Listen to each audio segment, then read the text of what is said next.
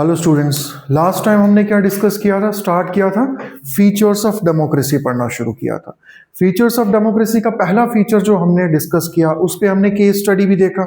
हमने देखा कि डेमोक्रेसी का पहला फीचर क्या था कि भाई वो लीडर्स जिनको लोगों ने इलेक्ट किया है they must take the for every decision major decision of the country.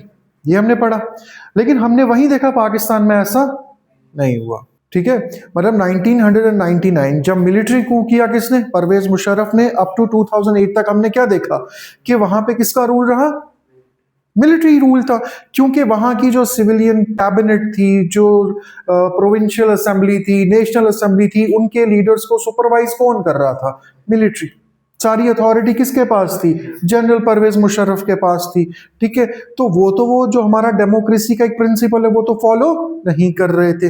और कहीं ना कहीं एक सवाल उठता है कि पाकिस्तान में ही ऐसा क्यों होता? आपने भी शायद सवाल पूछा था, क्योंकि वहां पे एक तो है कि मिलिट्री पावरफुल है, दूसरा जो उनका ऑब्सेशन है इंडिया के साथ compete करना। अब जब भी कोई वॉर हार जाता है, कोई भी सिविलियन या लीडर, उसको हटा देती है मिलिट्री, मिलिट्री टेक ओवर करती है। ठीक है, तो इसकी वजह से पाकिस्तान में कभी डेमोक्रेसी सक्सेसफुल हुई ही नहीं। आज जो हमारा सेकंड फीचर है वो क्या है?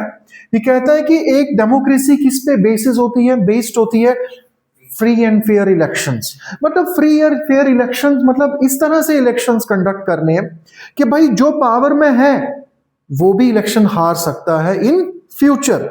ठीक है, तो मतलब इलेक्शंस फेयरली कंडक्ट करने, जो आज पावर में है वो हो सकता है 5 साल के बाद पावर में ना हो, उसका भी पूरा चांस हो कि वो इलेक्शन हार सकता है। समझ लो, तो इसी पे हमने 2 कंट्रीज का केस स्टडी करना है। पहला है चाइना, दूसरा है मैक्सिको।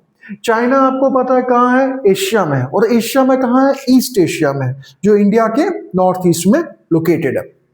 चाइना की बात करें तो यहां की जो पार्लियामेंट है, जिसका जो नाम ही इतना टंग ट्विस्टर है, क्वांगो रेनमिन डाइबियो दहुई, यानी नेशनल पीपल्स कांग्रेस। यहां की इस पार्लियामेंट में 3000 मेंबर्स हैं इस पार्लियामेंट के। और इन पार्लियामेंट के मेंबर्स, जो लोग इलेक्शन कंटेस्ट करेंगे, उनको इजाजत किसकी चाहिए?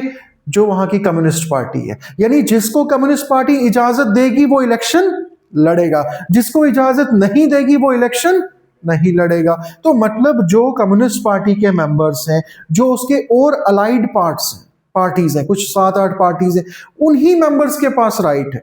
मतलब और कोई तो इलेक्शन लड़ ही नहीं सकता। और वही 3000 मेंबर्स, वही पार्लियामेंट बाद में चाइना का प्रेसिडेंट इलेक्ट करती।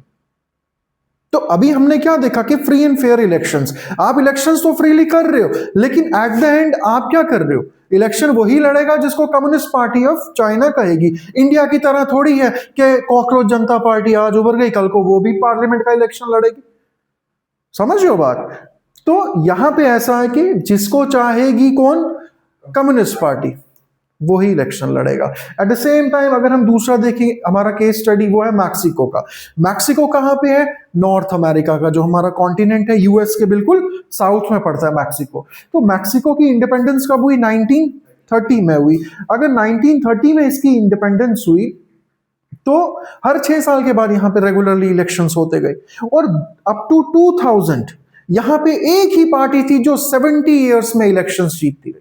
यानी 70 साल तक एक पार्टी कंटिन्यूसली इलेक्शन जीतती गई। ऐसा नहीं था कि अपोजिशन नहीं था, दूसरी पार्टीज नहीं थी, वो भी थी, वो भी इलेक्शंस लड़ते गए, लेकिन कभी वो इलेक्शन जीते ही नहीं। ठीक है, लेकिन अब ऐसा कैसे हो सकता है? और वो पार्टी कौन थी? पीआरआई, यानी इंस्टीट्यूशनल रेवोल्यूशनरी पार्टी। और रीजन क्या था? Dirty tricks. यानी कि अगर ये 70 इयर्स तक कंटिन्यूसली कंसिस्टेंटली रूल करते रहे, डर्टी ट्रिक्स क्या थी? मीडिया को कंट्रोल किया, मीडिया को कंट्रोल किया। मीडिया कभी रूलिंग पार्टी से सवाल ही नहीं पूछती है तो अपोजिशन से। वहां के जो गवर्नमेंट टीचर्स थे वो स्टूडेंट्स के पेरेंट्स को फोर्स करते थे कि भाई आप वोट करोगे तो पीआरआई को। ठीक है, जहां मीडिया को भी कंट्रोल किया, गवर्नमेंट ऑफिशियल्स को भी कंट्रोल किया, तो ये डर्टी ट्रिक्स ही थे जिसकी वजह से पीआरआई ने 70 इयर्स तक मैक्सिको में रूल किया और किसी दूसरी पार्टी को पावर में आने ही नहीं दिया। तो इससे पता क्या चलता है? क्या ये 2 कंट्रीज, यहां पे भी तो इलेक्शन हो रहे थे 70 इयर्स से, और यहां पे तो एक सोचने की बात है, ये तो मल्टी पार्टी सिस्टम था। मैक्सिको में मल्टी पार्टी सिस्टम था। चलो यहां तो मान लिया हमने, यहां पे तो एक ही कम्युनिस्ट पार्टी है, यहां तो मल्टी पार्टी है। क्या फ्रीली और फेयरली इलेक्शंस हुए? नहीं हुए। तो अगर हम दुनिया में, हम क्या, एक लेमैन क्या सोचेगा, मैक्सिको में इलेक्शन हो रहे हैं, मल्टी पार्टी सिस्टम है, पीआरआई जीतता आ रहा है, तो इसका क्या मतलब है, डेमोक्रेसी है? नहीं है। ठीक है, हमें देखना है कि अगर पीआरआई 70 ईयर्स तक, जैसे हम इंडिया में देखते हैं कांग्रेस, इंडिया इंडिपेंडेंट हुआ, फर्स्ट जनरल इलेक्शन से 1977 तक कांग्रेस ही रूल कर रही थी।